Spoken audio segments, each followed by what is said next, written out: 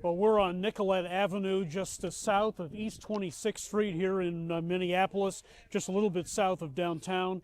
And you see behind us here a memorial that has sprung up in the wake of the shooting of Alex Preddy on Saturday here in Minneapolis. This, of course, is where Preddy had his encounter with ICE officers. ICE was here as part of some kind of immigration operation.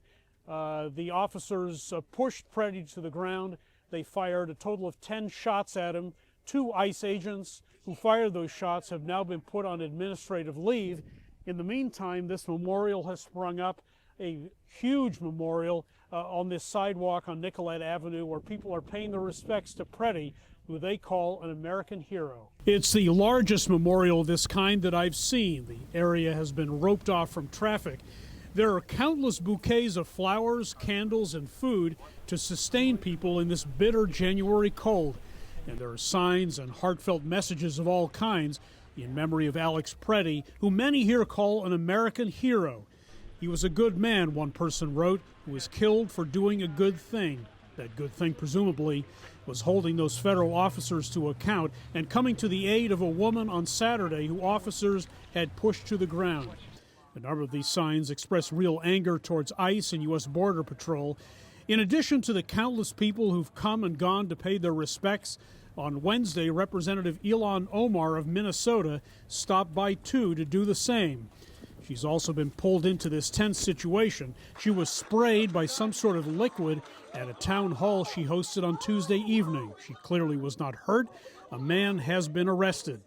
Now there's been talk in the past few days that the Trump administration is backing off its immigration-related activity here, but color these protesters and mourners very skeptical. 2 of their own have already been killed, they say murdered.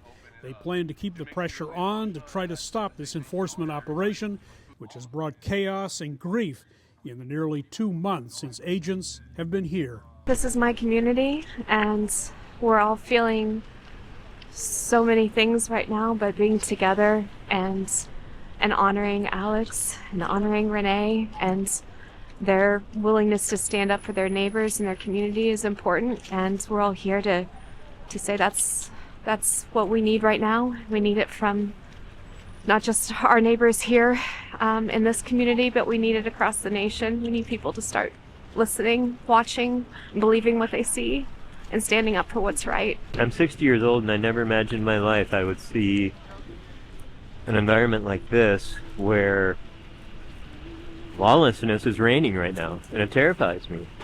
And I don't know what the end game is, but I don't. Of all the end games I've played out in my mind, none of them come out well. And so it's terrifying. It really is.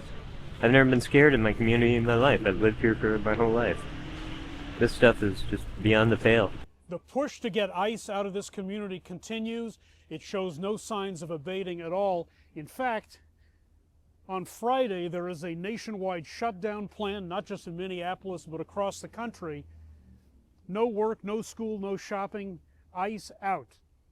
And a march planned for Friday afternoon here in the Minneapolis area, where people again will show their strong desire to have the immigration crackdown in this city come to an end.